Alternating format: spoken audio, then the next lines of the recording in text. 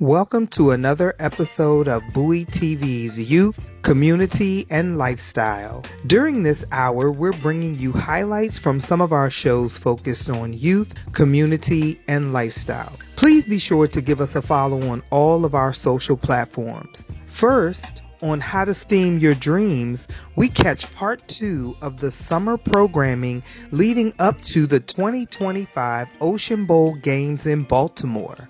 Next up on Read Science, learn about secrets of the ocean and how we can sustain its health with Cynthia Barnett.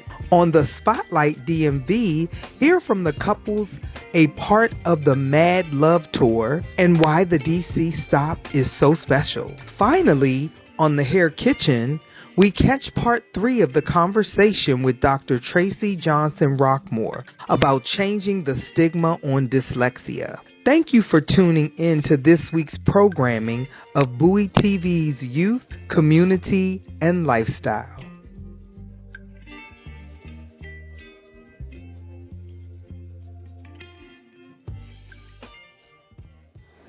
Welcome to Ocean Bowl Games Session 2. We're coming to you live from the reigning champions, Harlem Park Rec Center, with the infamous Coach Lucky. Today we are kicking off engineering, arts, and playground games. So they're going to get a lot of practice in so they can earn some more points at Ocean Bowl Games 2025. Looking forward to seeing how it goes.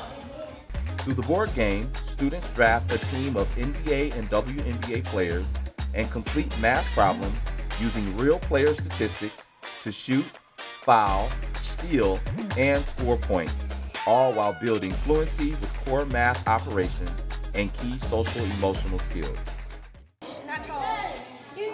We missed the shot. We missed the shot. All right, what's the score so far? 0-0. I'm tired of this already, bro. Are your little kids already piecing you up, Cam? I already pieced them up. Oh? We pieced them up last time. It's gonna happen again. You think you can beat the older kids? Yeah. I beat them before. What are you gonna do to make sure you beat them? Do whatever I can. All right. But it was 21. So they had 21 at the beginning of the game. Now we have 45. What is it? Right now. 72. Let's go, quick math. I would Coach, say, talk to me. Do you see him struggling a little bit with this, or do you think that they got quick math going? I would say this team specifically, they have quick math. They have a math genius right here. You said just shoot it.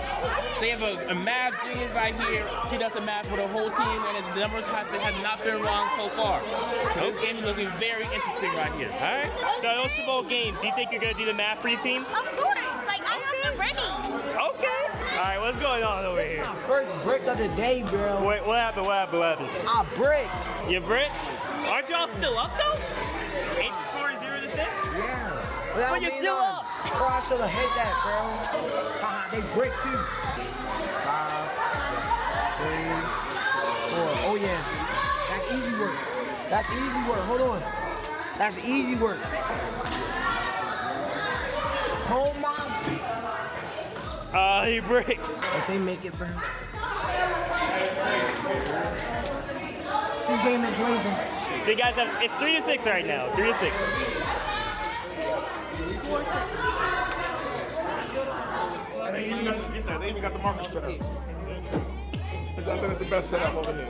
That's the guy coach over here helping. Appreciate your work. Go ahead, roll. We had that 5-0. Way better than football. I got 5 stuff. What number wrong dice? 5-0.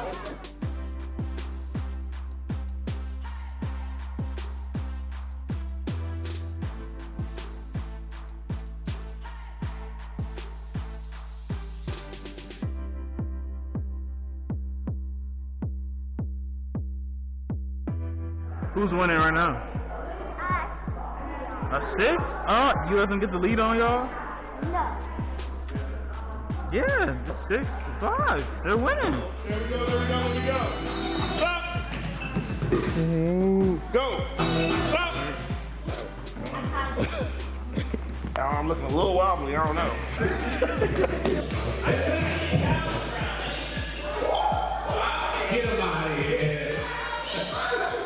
Squiddy Games is very simple.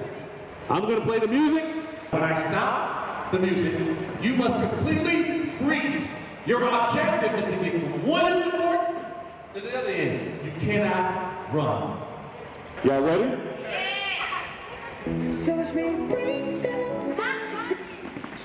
Oh, he would have got sacked.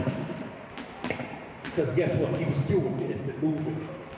Y'all seen the game, Squid Game? Ooh, y'all smart. Y'all ain't even moving right now. You need to be moving your lips, I think. Coaches, what's the rule? Are they supposed to be moving their lips? They ain't supposed to be moving nothing. Oh, look at this look. Look at him stuck.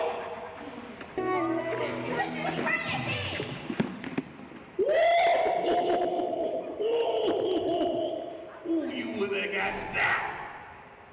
I love this boy. Look at him. These guys are good. Coach Justin, give me a beat. Let's see who we have here. I think I saw Gabe move. Coach, hey, Coach, you gotta tell us. If you see him move and you hit them, if you're out, you're out. They look like they're standing still to me right now. That counts. Make sure that Coach Ron is back.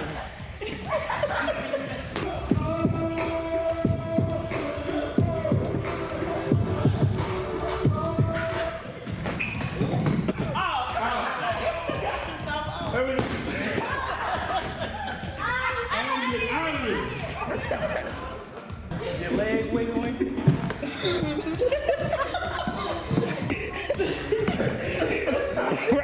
He cracking up more than y'all.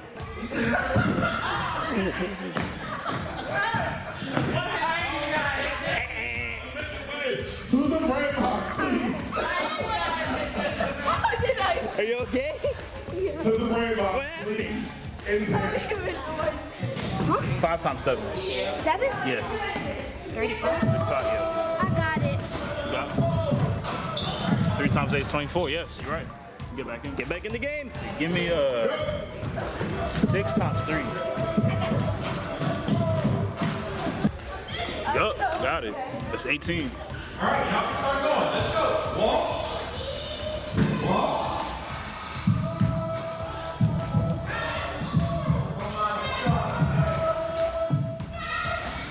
Oh! Zapper. I'll let him do it. Moving. You moving? No, next time you talking. Get on out of here. Get on out of here. That's not fair.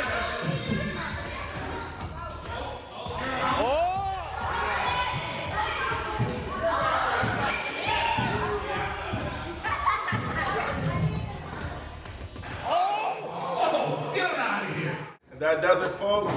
That wraps up session 2 at the illustrious Harlem Park Recreation Center with the current reigning champions. Today we covered a little bit of engineering as well as some math. We debuted a few new games. Coach Roman was in on the action. We had a great time. Looking forward to session 3.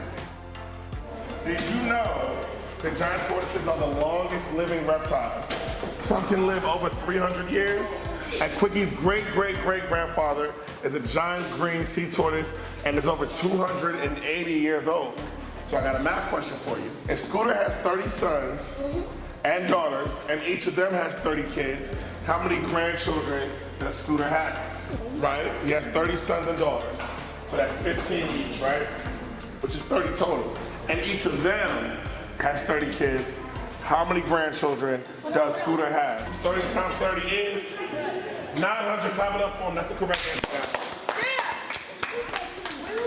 So what happened here? What happened here? The ball was all the way over on our side. The ball start over there. Yeah, the ball was all the way on our side, and we got it. But aren't y'all the first champions from 2 years ago? What happened in this crushing defeat today? They cheated. The other game we got kicked, but that's funny. Now, Coach Lucky, how does it feel knowing that your veterans lost again to newbies? What? Once again, they've never played this game before. You a champion. It's the ball. Y'all don't blame the ball. Don't blame the ball. Blame your ability. Y'all are defending champions. Y'all two were on the first championship team. Lucky say y'all ain't finna embarrass me. Say it again, Coach Ali. Y'all not finna embarrass me. Exactly.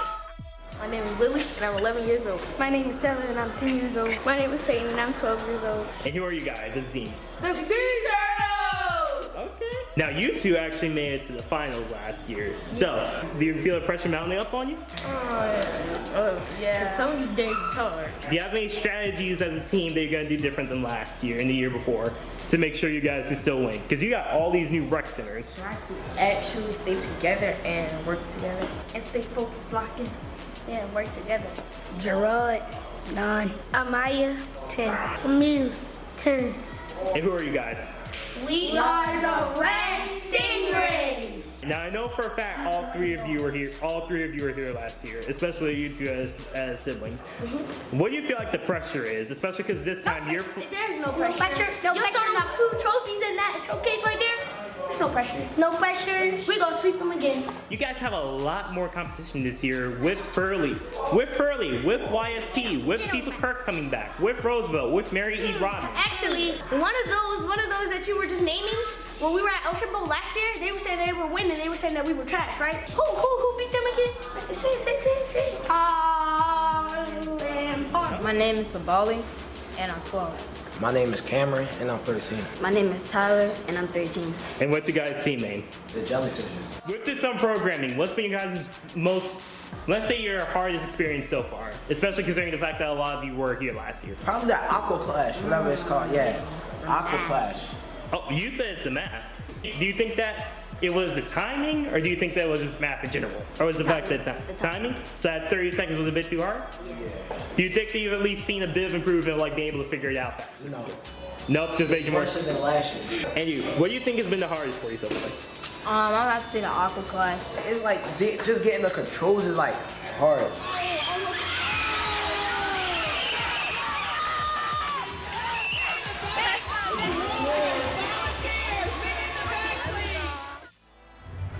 Y'all ready? Steve York? I just put my mind to it, honestly, and believed in myself and put all the strength that I had into the challenge. This team is very much like picked out to win every game. 1, 2, 3. Oh, y'all going for the 3-peat? Yes. Who's going to take this home tomorrow? What organization, what school is going to take this home tomorrow?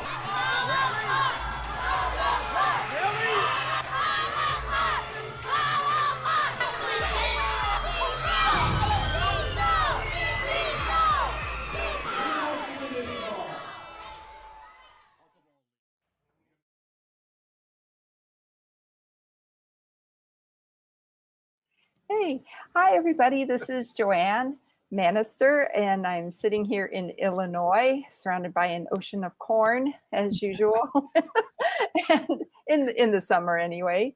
And I am joined by my co-host Jeff, who is over in Maryland. And today we have as our guest Cynthia Barnett, a returning guest. We are so happy to have Cynthia back with us. And she has written a new book. Her last book was Rain, and that was great to read. So that's why we were so excited to have a new book by Cynthia. This one is called The Sound of the Sea, Seashells and the Fate of the Oceans. And it's a really well put together book about different shells and of course some history and anthropology, etc. Welcome, Cynthia. Thank you. It's nice to talk to you both again. Let me go ahead and read a brief bio so people know who you are if they are not familiar already. So Cynthia is an award-winning environmental journalist who has reported on water and climate change around the world. Ms. Barnett is also the author of Rain, A Natural and Cultural History, long listed for the National Book Award and a finalist for the 2016 Penn E.O. Wilson Literary Science Writing Award. Congratulations. Well-deserved, actually. I like this. The Globe describes Ms. Barnett's author persona as part journalist, part mom, part historian, and part optimist. Oh, yeah, we need the optimism, don't we? The Los Angeles Times write that she takes us back to the origins of our water in much the same way, with much the same vividness and compassion as Michael Pollan led us from our kitchens to potato fields and feedlots of modern agribusiness. That's nice. Ms. Barnett has written all the places our great science journalists have written: National Geographic, New York Times, Los Angeles Times, etc. Many other publications. You have a background in journalism, water science, and history, and that's really cool. And it shows in your books. And you teach environmental journalism at the University of Florida's College of Journalism and Communication in Gainesville, where you live with husband and teenagers.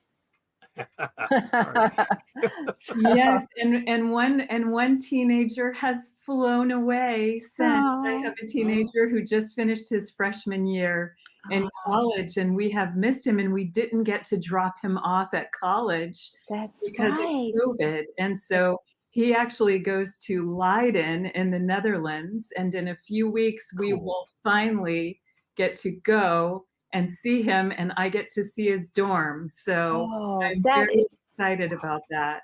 So exciting. Yeah. Although the Netherlands has had a spike in cases, so please be careful. We will. And he's staying in his dorm right now. So he's vaccinated and in a bit of hibernation again. Wow. Congratulations. That's exciting. So, well, actually, I saw movement behind you. So you're sitting somewhere that's not just the typical, and you're not sitting in your house. Oh, I'm not even sitting in Florida. I live in Gainesville, and I am sitting in Nantucket. And I had the computer with a different view earlier so that we could all see the lovely little village of Nantucket on the outside, but it made my face go completely dark and you couldn't see me. So I had to turn, but at least you get to see the barometric pressure and the like. So I am in Nantucket because I've been invited to speak tonight by a wonderful group called Remain Nantucket. It is part of an effort funded by the philanthropist Wendy Schmidt to work on resilience in Nantucket, defined by not just environmental resilience in the face of rising seas and storms, but also social and economic resilience. So the neat thing about talking about mollusks to this community is that they're sort of the most resilient animals ever, right? They survived 500 million years of evolution. They lived through 5 mass extinctions. They are, it's all about sustainability, and they're sort of the world's most sustainable architects. So the other neat thing about the talk tonight is that I'm speaking in a church, and it is this beautiful First Congregational Church. And that's been a surprising thing to me as a science author over these years, how often I've been invited to speak in churches and synagogues and other places of worship. And I think that's a beautiful thing and a really important thing, just to be able to reach a broader audience. And that's something I've very much tried to do with this book. But I'll tell you a quick story about that. I went yesterday afternoon to check out the venue. And it's this, if you look up Nantucket Church in the dictionary, this church would be there. It's imagine. And I walked in and I was talking to the minister about, hey, do you have any seashell stories? And he said, well, there are those scallops on every cross we give every baptized person. And I said, what? And he went and got these crosses, and they are absolutely beautiful crosses with a bay scallop mounted to each one. And it is the keepsake that they give every person who's been baptized in the church. And it was just such a beautiful reminder of the importance of seashells, and specifically scallops. Throughout human history, and very much in Christianity, from St. James forward, as you remember from that chapter. So, of course, I woke up early this morning and rewrote the top of the talk, all about those beautiful little crosses. It was really a neat moment. Oh, that's really beautiful, though. I would love to see one. Yeah. Next time I stop by Nantucket. The one thing that I remembered as we were looking at this, but I hadn't started the book yet. But what I remembered from reading Rain and talking about it was that of all the beautifully written books we've read, your writing is really like no one else's. And it's Thank you. I Jeff. would love to be able to tell everyone who might be watching, here's what you will get out of this book and the things that she talks about, except there is so much history and so much narrative, so much poetry, so much beautiful work, so many ideas. It's awfully hard to figure out what's going on, but we can say, the book says it's about seashells, and it certainly is. And then it also says seashells and the fate of the oceans. And you do that too, and it covers a lot of ground. And so there's just all these stimulations as I was reading that, especially because it relates to some other people that we've talked to recently. And there's a lot going on about oceans and its importance and climate change. But where I really want to ask first, because as I first started learning about evolution and things like that, and then history, one thing that has continued to surprise me is that European culture didn't recognize fossils the way we do until well into the 19th century. They thought they were natural formations, perhaps put there by God to convince us to admire the world or something like that. And I would like to contrast that a little bit with two remarks. One is a remark, one is a quotation for your book, and then ask the question that's been on my mind, as Joanne knows, for a while. Very early on, you talked about a shell museum, someplace, this may have been in Florida, but it doesn't really matter. And you said 90% of visitors to the shell museum had no idea that a shell is made by a living animal. Most people thought they were stones. That's kind of shocking. And then 20 pages after that, you pointed out, this is not quoting, that Zuni people versus modern people recognized the meaning of fossil shells, where they were, how they fit into a bigger history and a deeper time and their past. And so now I'm wondering about what you would have to say then about that contrast between people's cultural notions and also my theme that Joanne knows, how those cultural notions and preconceptions influence the progress of scientific understanding in the world versus someone like the Zuni people who have seen things for a much longer time. Yeah, that's a really important question. And Jeff, I noticed it with both rain and seashells. You might remember in Rain, the Americans were super excited about weather science very early on. The Europeans were still hanging on to some of the witchcraft days and very worried about forecasting. They were afraid of forecasting, didn't believe in the science of forecasting, and actually halted forecasting for years. That could be a dangerous thing to do. Surely dangerous. Yeah. In the United States, it was the opposite. Thomas Jefferson, the founding forecaster, he loved weather forecasting. Americans got very into weather forecasting very early. And you make an inch. And I actually hadn't thought about that contrast before you said it, Jeff, but it was true as well in the story of fossils, but earlier, like with the Zuni. And the interesting thing to me about the Zuni people was that, you hear the Greeks, you hear that the ancients were so smart and they, recognized fossils and they were the first to do everything. Well, actually, there's all kinds of evidence that Zuni people understood that there were living marine animals that had lived in what is now a desert, was once covered by the sea.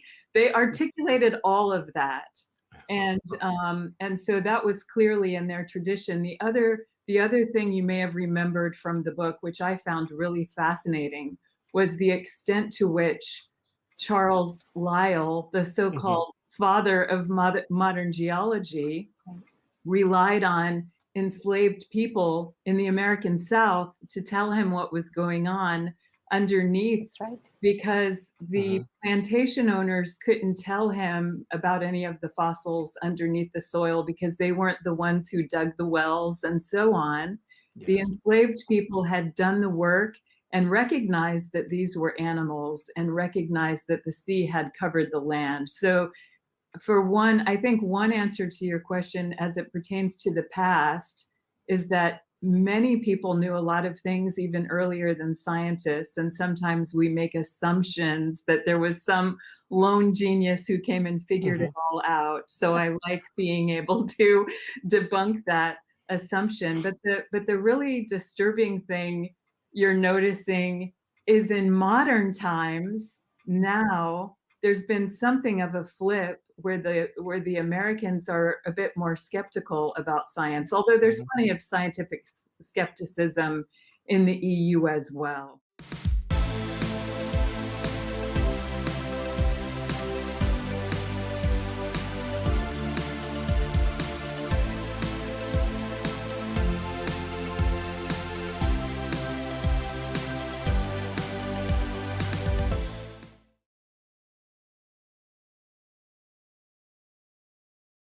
What's up, guys? It is your girl Rose with the Spotlight DMV.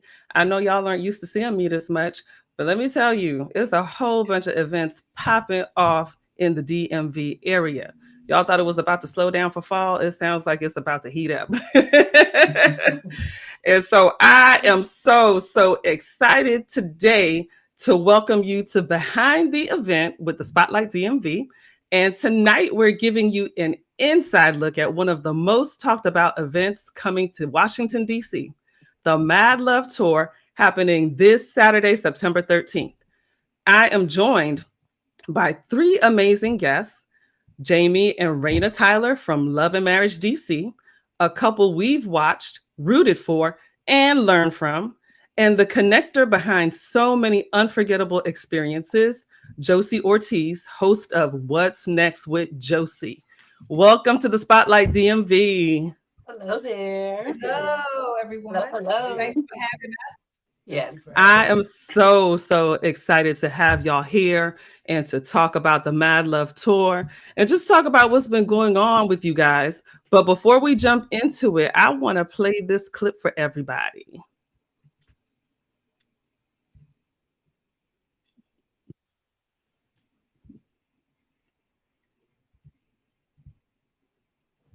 Ooh, let me take it live. One moment. Okay, here goes the clip, guys.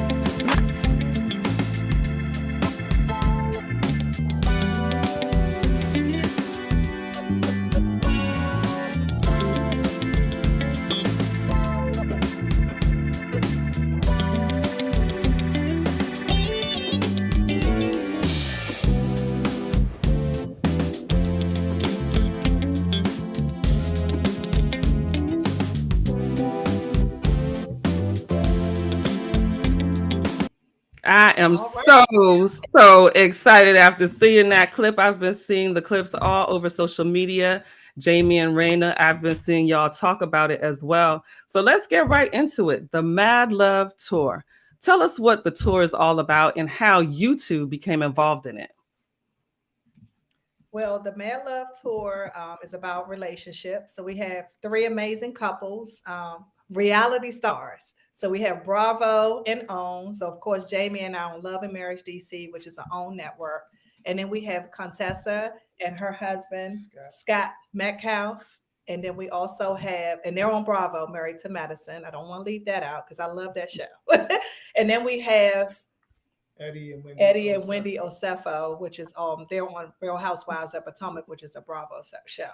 So this time we're going to be interviewing the couples, Jamie and I. So normally we're always getting interviewed, and people have heard our story numerous times. So it's going to be great to dive in and hear, our guest stories that day on Saturday. So we're super excited. And of course, how we got started was Josie Ortiz. She reached out and asked us, could we, be a part of her amazing event? And of course, we said yes. and we're super excited about it. So you guys are going to be on the other side of the couch this time with the microphone in your hands. And as you mentioned, you're going to be moderating alongside some amazing couples that have years of marriage behind them. Doctors Eddie and Wendy Asafo, they are recently celebrated their 14th year anniversary. Dr. Scott and Contessa Metcalf, they celebrated 20 years. How do you feel about sharing the stage with such accomplished relationship voices? I think for me, I'm excited because we actually know them personally, and we know them, prior to this event.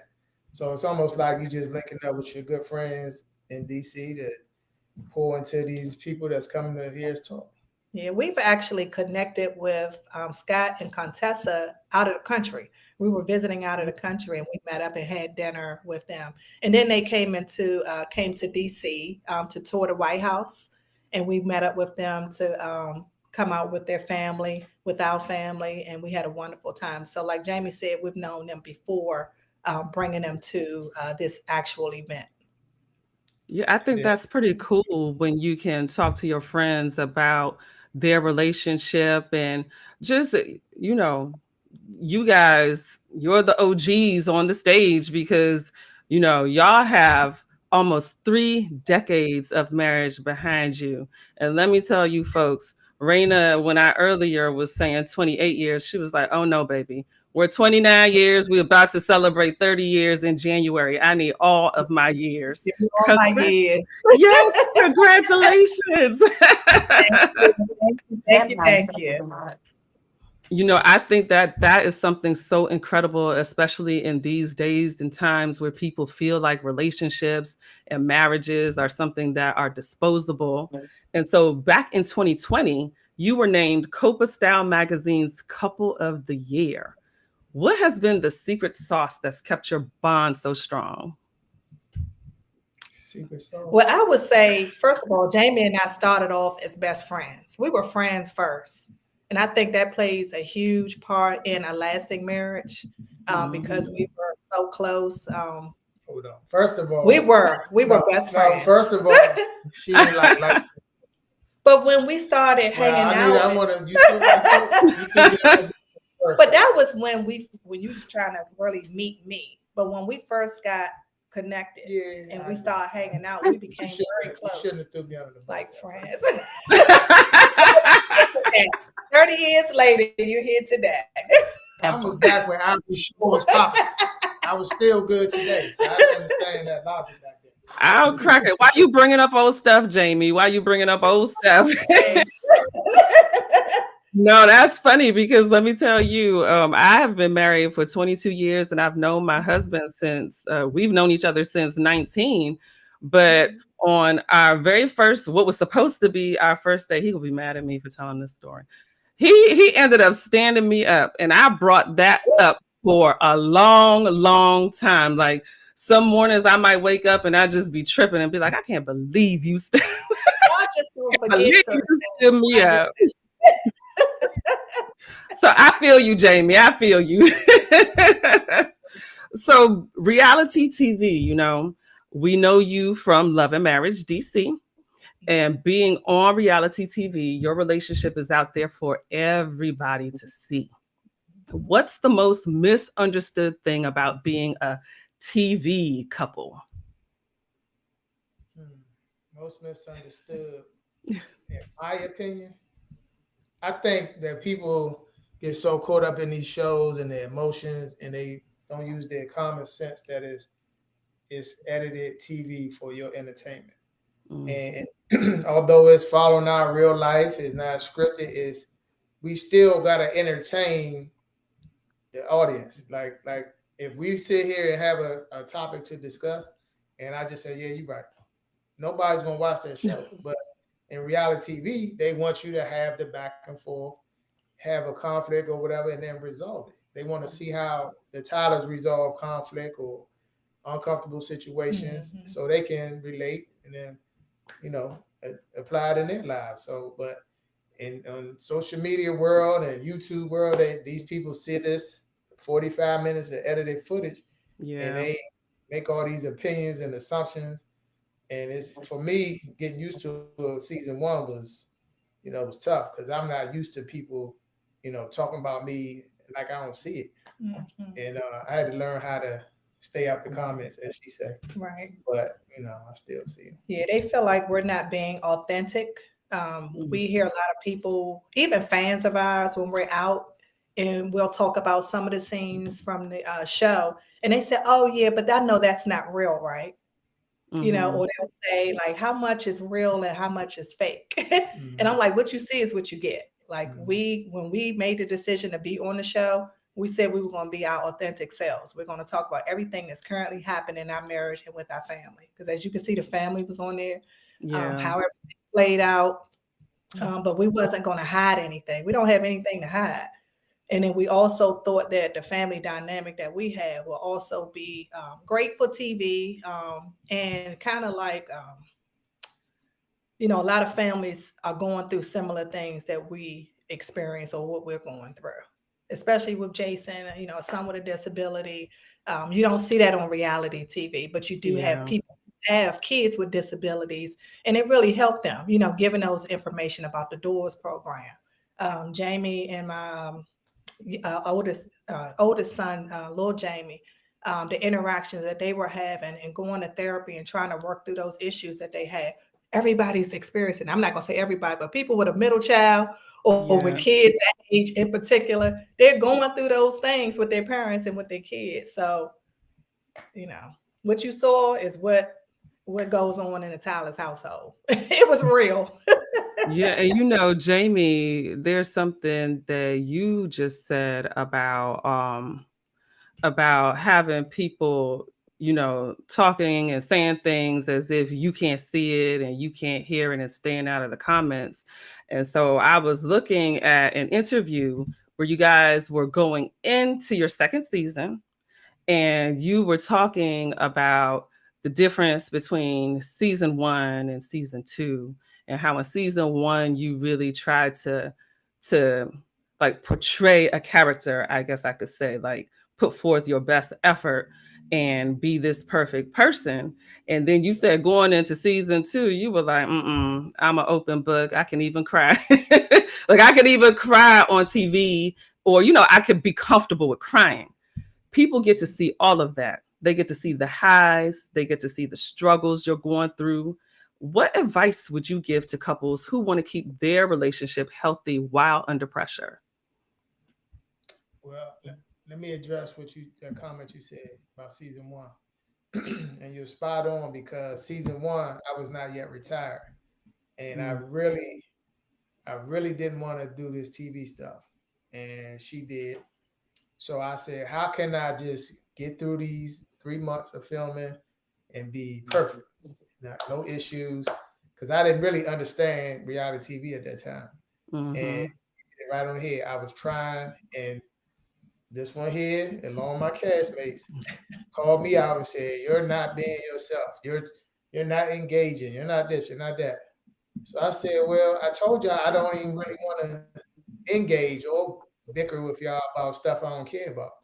And sure enough, when I started doing it, that's the character I got season 1. This mean, angry old man. His wife and all, you name it, whatever they were saying. And then, like you said, season 2, I was retired, pension secured, and the gloves was off. I was like, let's get it. If y'all want smoke, I'm giving you smoke. If y'all want to laugh and play, we're gonna play. Other than that, you getting an open book, season 2 and 3. So that's a great observation, because I definitely was intentionally trying not to, be bothered with season 1. And you said for people, repeat your question again. Yeah, people that might be in relationships that are under pressure, because I can imagine all those cameras and should I bring this up? Should I not bring this up? Like you were talking about how, with reality TV, they want people to see how you go through a challenge. And it sounds like you've had some growth there. So what advice would you give to other couples that are in high pressure situations? Okay, so for me, and that's why the great thing about this panel that Josie put together, because the other couples are just like us. They're on TV and they're dealing with the high pressure of exposing their lives to millions and millions. And I'm interested to hear their take on it. I know our take and my take, but I mean, people in high pressure, I think, for me, I think we've been kind of in the limelight prior to TV. So we've always been kind of conscious of how we present in public and online and things of that nature. If you notice, we're always dressed appropriately for every occasion. That's intentional. She's gonna always be made up head to toe. I just left the barber shop to get presentable for you today. So that's just what the Tyler's gonna bring when you do business with the Tyler. We're gonna bring that professionalism and things of that nature. So I mean, just people who in these high stress careers and being on TV. I think you said it, like you gotta be your authentic selves. The public is gonna judge you regardless. So you just gotta do what works for you. And can I add too? We have a lot of people who want to be on reality TV, and we really didn't have anybody that kind of like coached us and said, "Oh, well, this is going to happen. Don't do this, don't say that." Be careful what you ask for. You have to have tough skin, okay? Because like you said, social media, you have the trolls. You want to say things that sometimes are not true. They're going to talk about you. They're going to talk about your family. And if you're very sensitive, you're not going to be able to handle it. If your marriage is on the rocks, if you're going through issues with your marriage, don't do reality TV because it's only going to bring out everything that you're, going through in your marriage because people are picking you apart, picking your family apart constantly. And that's why you see a lot of people who come on reality TV end up getting divorced because they don't have that strong marriage and they already had actually issues before coming on to reality TV. And it just brought out everything and they couldn't deal with it and handle it.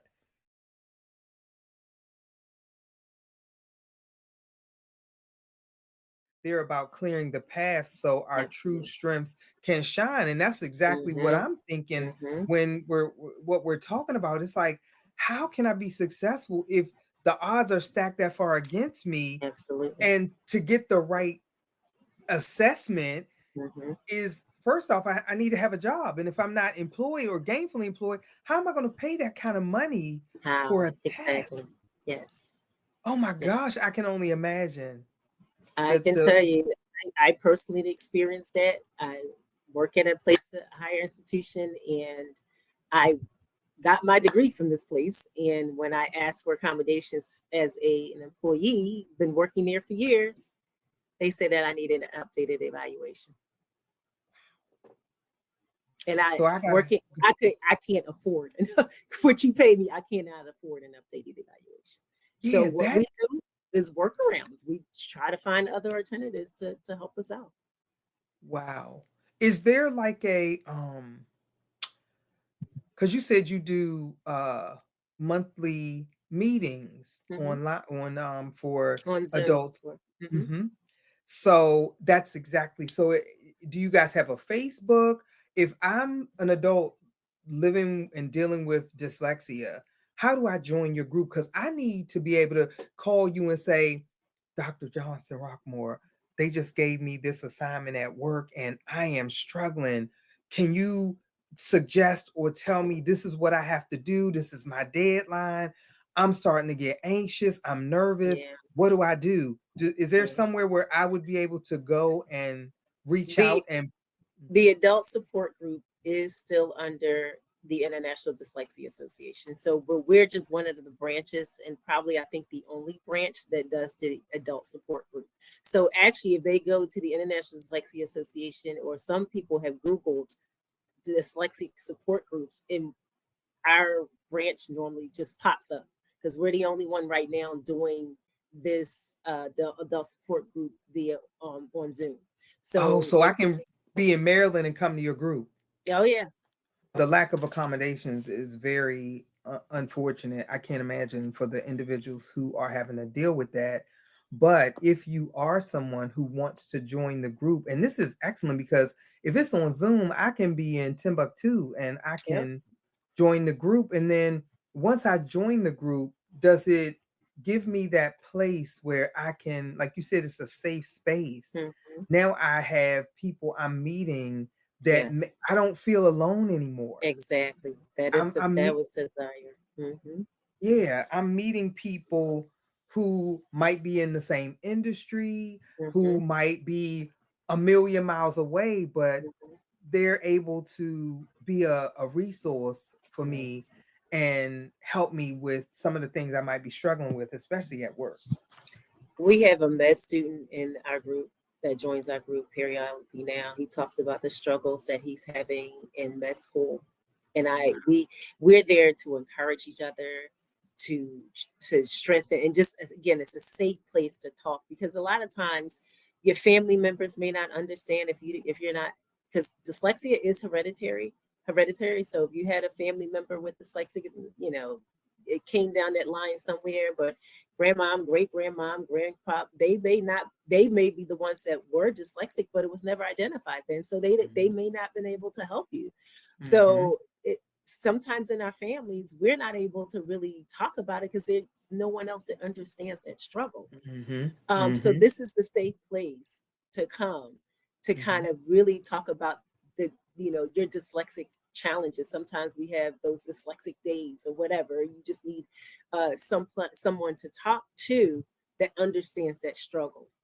And each dyslexic is different. None of us are the same, but we kind of, those hurdles and those challenges in life, we can help and support and encourage one another. We had people joining from California, we had a couple people join from overseas. So because there's nowhere else that they feel like they belong. Wow. And what better person to have than you, because you also said a single question for self-reflection. What if my brain's difference is my greatest asset?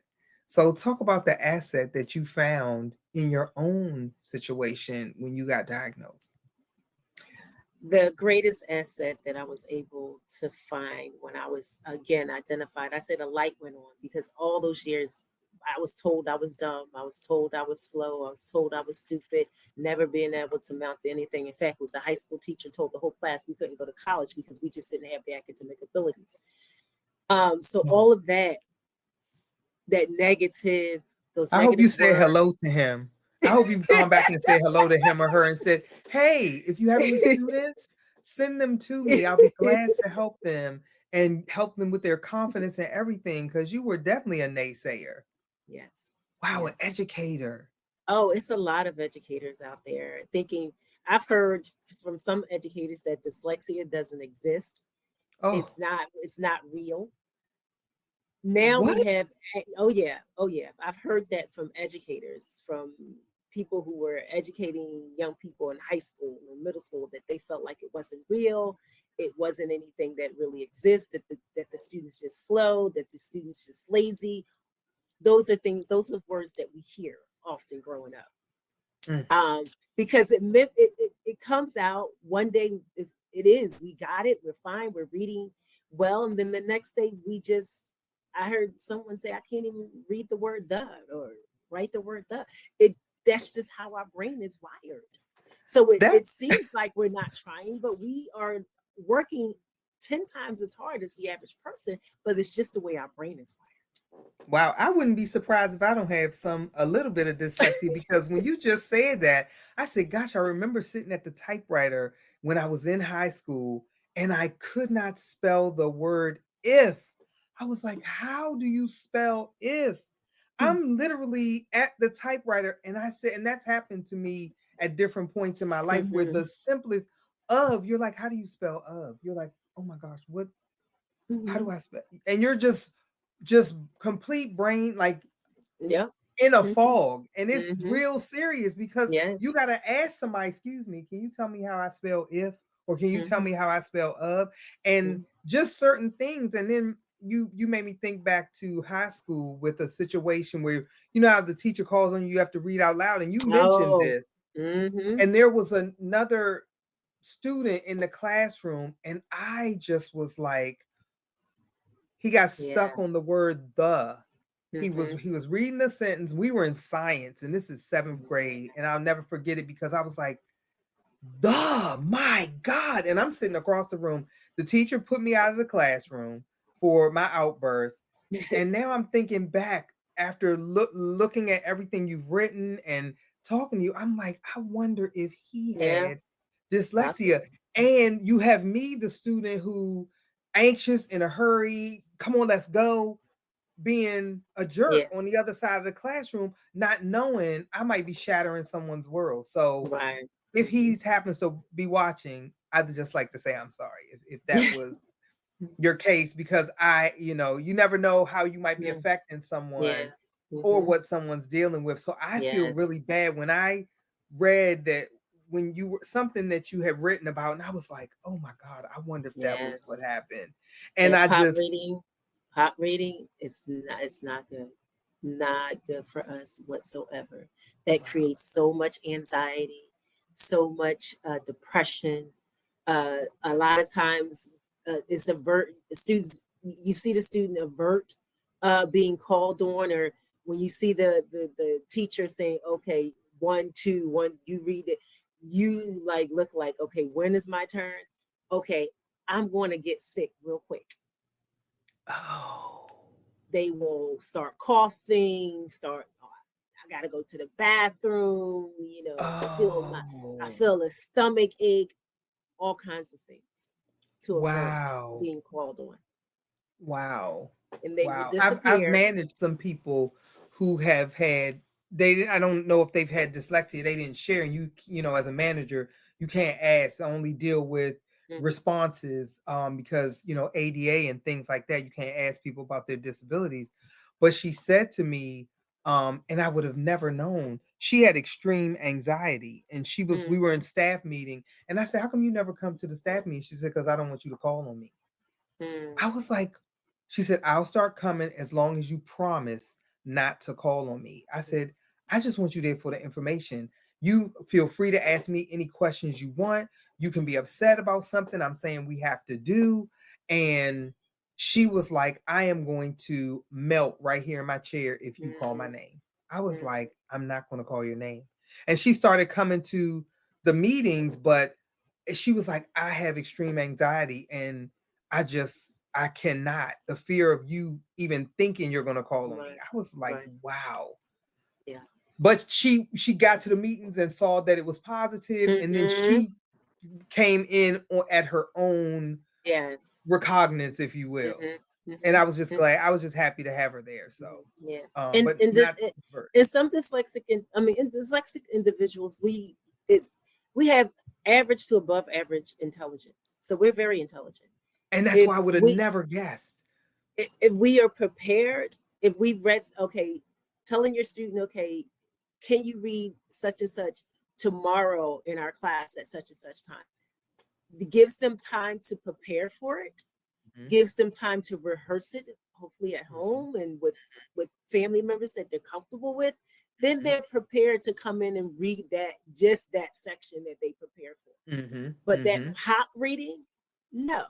They're going to have anxiety. They're going to have all types of stuff that it's a physiological response that happens when you call on that person to pop read.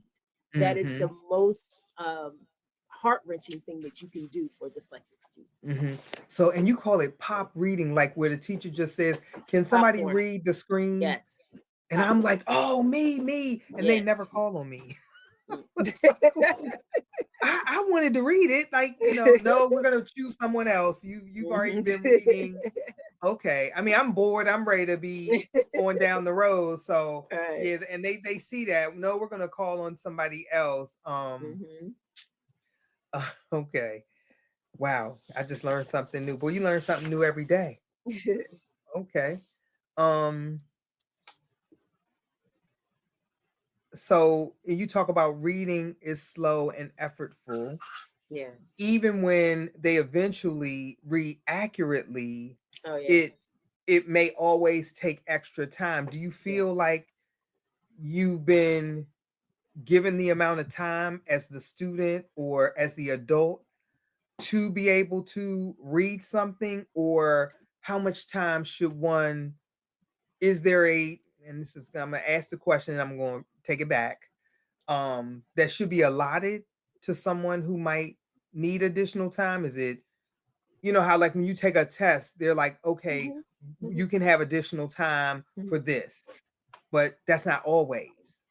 Yeah. I have been, honestly, I have been personally blessed to be in places of higher education where, because I did have the documentations at the time when I was in undergrad and grad school, where I received the accommodations, and my time was pretty much for tests, quizzes was extra time plus.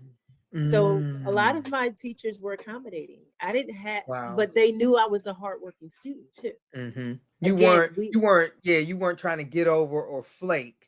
They knew you were hardworking, so and they most said dyslexic sure. students aren't. They're not trying to get over it. I always equated to a person with a wheelchair. You would not tell them to get up and walk up the steps. No, or walk in run. the building. I need you to run up the steps. No, we wouldn't do that. We'd be like, oh, excuse me, I'm sorry. Let me get out of your way. Did you need any help? And they don't want your help anyway. So it's like, no, my chair walks up the steps. Can you just move, please? So a person with dyslexia, our accommodations would be the epitome of that wheelchair, would be epitome of that walker.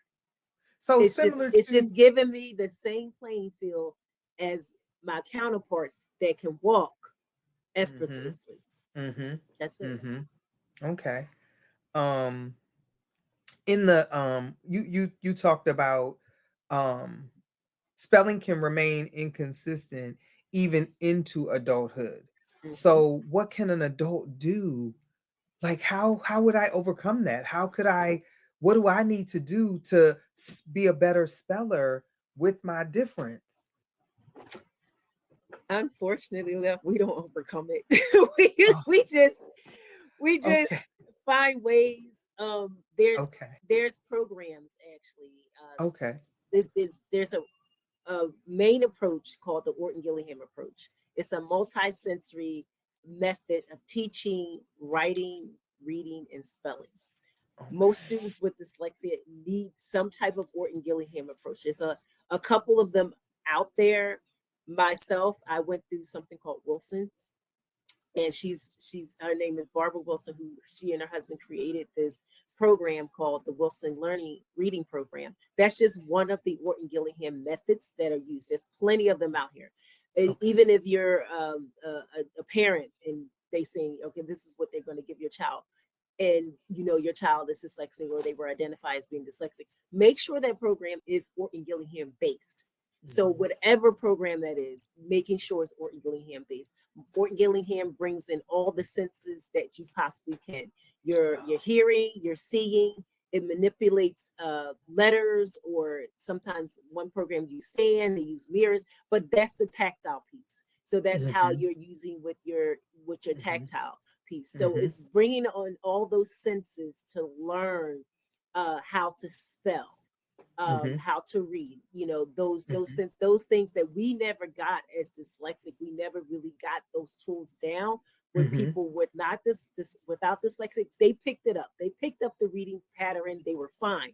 We never did. So we needed to go back and get the basics. So we don't always hear the sounds of letters properly. Here they can decode the words properly. So we actually need to really get that foundation. Some adults, it's harder for them because number one, it takes a lot longer to go through a program like that. And number two, the financial.